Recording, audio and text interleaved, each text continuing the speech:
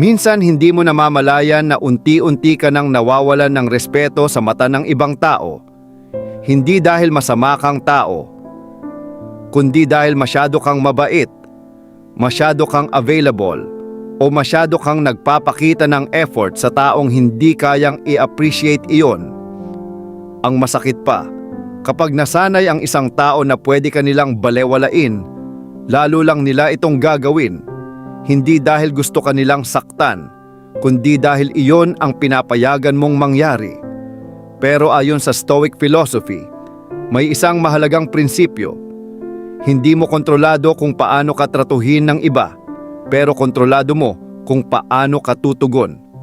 Kapag hindi ka na nirerespeto, may tamang paraan para harapin ito, hindi sa galit, hindi sa drama, kundi sa dignidad at self-control. Sa video na ito, pag-uusapan natin ang 10 Stoic responses kapag hindi ka nirerespeto ng ibang tao, mga prinsipyo na magpapakita ng tunay na self-respect, mental strength, at emotional control. Una, huwag mag-overreact. Kapag naramdaman mong hindi ka nirerespeto, ang unang instinct ng maraming tao ay magalit o mag-react agad. Pero sa Stoic mindset, ang overreaction ay kadalasang nagpapakita ng kawalan ng kontrol sa sarili. Ang taong may tunay na lakas ay hindi agad sumasabog sa emosyon. Sa halip, pinipili niyang manatiling kalmado at obserbahan muna ang sitwasyon. Minsan ang katahimikan at composure ang pinakamalakas na mensahe na kaya mong ipakita. Ikalawa, mag-set ng boundaries. Ang respeto ay madalas nagsisimula sa boundaries. Kapag hinahayaan mong lampasan ng ibang tao ang limits mo, natural na mawawala ang respeto nila sa iyo. Hindi kailangan maging agresibo para ipakita ito. Minsan sapat na ang malinaw at kalmadong pagsabi kung ano ang hindi mo tatanggapin. Ang taong marunong mag-set ng boundaries ay nagpapakita na may respeto siya sa sarili niya. Ikatlo, huwag ipilit ang sarili mo. Kapag hindi ka nirerespeto ng isang tao, huwag mong pilitin ang presensya mo sa buhay niya. Ang Stoic wisdom ay nagtuturo na ang dignity ay mahalaga kaysa validasyon. Kung hindi nila kayang pahalagahan ang presence mo, mas mabuting ilaan ang energy mo sa mga taong marunong mag-appreciate nito. Ikaapat, i-observe ang patterns. Hindi lahat ng disrespect ay aksidente. Minsan ito ay pattern ng behavior. Ang Stoics ay kilala sa pagiging observant sa human behavior. Kapag paulit-ulit ang kawalan ng respeto, hindi na ito simpleng misunderstanding. Ito ay signal na kailangan mong baguhin ang paraan ng pakikitungo mo sa taong iyon. Ikalima, panatilihin ang dignity mo. Kapag hindi ka nirerespeto, huwag mong babaan ang sarili mo para lang gumanti o patunayan ang punto mo. Madaling sagutin ang insulto ng isa pang insulto, pero kadalasan ipinapakita lang nito na pareho kayong nawalan ng kontrol sa emosyon. Sa Stoic mindset, ang tunay na lakas ay makikita sa kakayahang manatiling kalmado at composed kahit sa harap ng disrespect. Hindi mo kailangang sumigaw, makipag-away, o ipakita na nasaktan ka para ipagtanggol ang sarili mo. Minsan ang pinakamalakas na response ay ang pananatiling dignified at may self-control. Kapag pinili mong panatilihin ang respeto sa sarili mo, kahit hindi ito ibinibigay ng iba, ipinapakita mo na ang iyong character ay hindi nakadepende sa kanilang behavior. At iyon ang tunay na anyo ng lakas at self-respect. Ika-6, kontrolin ang emosyon mo. Ang taong hindi ka nirerespeto ay minsan umaasa na magre-react ka ng emosyonal. Magagalit ka, sasagot ka agad, o magpapakita ka ng frustration. Kapag nakuha nila ang reaction na iyon, mas lalo nilang nararamdaman na may kontrol sila sa sitwasyon. Ngunit kapag nanatili kang kalmado at hindi ka agad nagpapadala sa emosyon, nawawala ang power ng kanilang behavior. Sa Stoic mindset, ang emotional discipline ay isang anyo ng tunay na lakas. hindi ibig sabihin na wala kang nararamdaman, kundi marunong kang pumili kung kailan at paano ka magre-react. Kapag kaya mong kontrolin ang emosyon mo kahit sa harap ng disrespect, ipinapakita mo na ang iyong peace at self-respect ay hindi madaling maapektuhan ng actions ng ibang tao. At iyon ang isa sa pinakamalakas na anyo ng self-mastery. Ikapito, piliin ang iyong circle. Hindi lahat ng tao ay deserving ng access sa buhay mo. May mga taong darating na magbibigay ng positivity, respeto, at suporta. Ngunit mayroon ding mga taong paulit-ulit na magdadala ng negativity at kawalan ng respeto.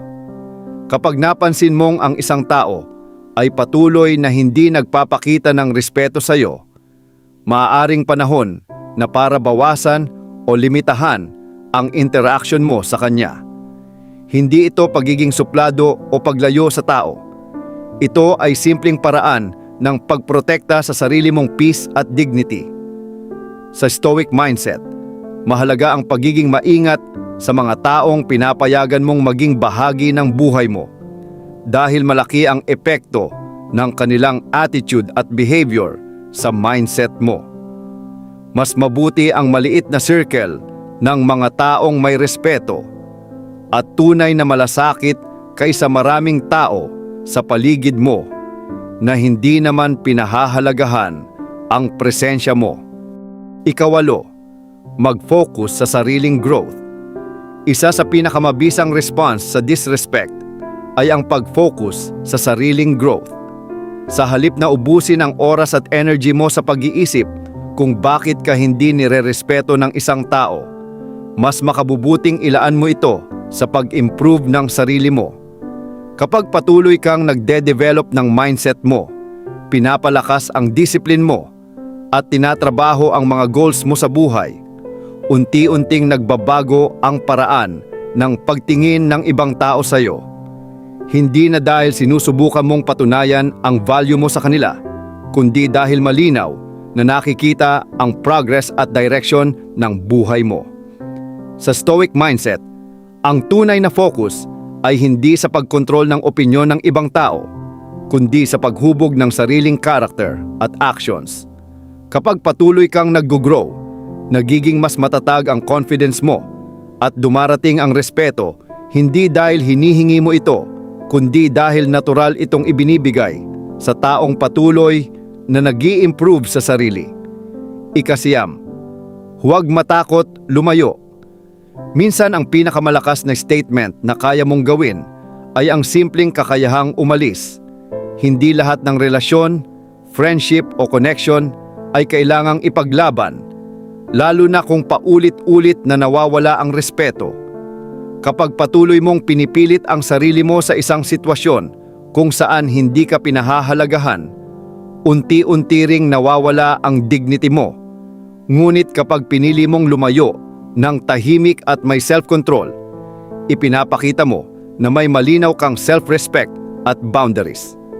Sa Stoic mindset, ang paglayo ay hindi tanda ng kahinaan, kundi tanda ng wisdom. Naiintindihan mo na hindi mo kailangang manatili sa lugar na hindi healthy para sa peace at growth mo. Ang taong marunong umalis sa sitwasyon na walang respeto ay kadalasang mas pinapahalagahan sa huli dahil ipinakita niya na hindi siya natatakot. Piliin ang sarili niyang dignity kaysa manatili sa connection na hindi na nagbibigay ng halaga. Ikasampo, panatilihin ang inner peace. Sa huli, ang tunay na Stoic goal ay ang pagkakaroon ng inner peace. Hindi mo kailangang pilitin na patunayan ang value mo sa taong hindi kayang makita o pahalagahan ito. Kapag masyado kang nakafocus sa validation ng ibang tao, madali kang maapektuhan ng kanilang opinyon o treatment. Ngunit kapag malinaw sa iyo ang sarili mong values at alam mo ang worth mo, mas nagiging stable ang mindset mo kahit ano pa ang gawin ng ibang tao. Sa Stoic philosophy, ang tunay na kontrol mo ay ang sarili mong character, decisions at actions, hindi ang behavior ng ibang tao. Kaya sa halip na ubusin ang energy sa galit o frustration, Piliin mong protektahan ang peace ng isip mo. Kapag nananatili kang kalmado, dignified at focused sa tamang ginagawa, mas nagiging matibay ang presensya mo. At sa maraming pagkakataon, ang taong may tunay na inner peace ang siyang pinakamahirap guluhin at pinakamahirap maliitin. Sa buhay, hindi mo kontrolado kung paano ka tratuhin ng ibang tao, pero kontrolado mo kung paano ka tutugon sa kanilang ginagawa. Kapag hindi ka nirerespeto, hindi mo kailangang sumigaw, makipag-away, o magpaliwanag ng paulit-ulit para lang patunayan ang sarili mo. Ang taong may tunay na lakas ay hindi agad nagre-react sa bawat insulto o provokasyon. Minsan, ang pinakamalakas na sagot ay katahimikan, malinaw na boundaries at dignidad sa paraan ng paghawak mo sa sitwasyon.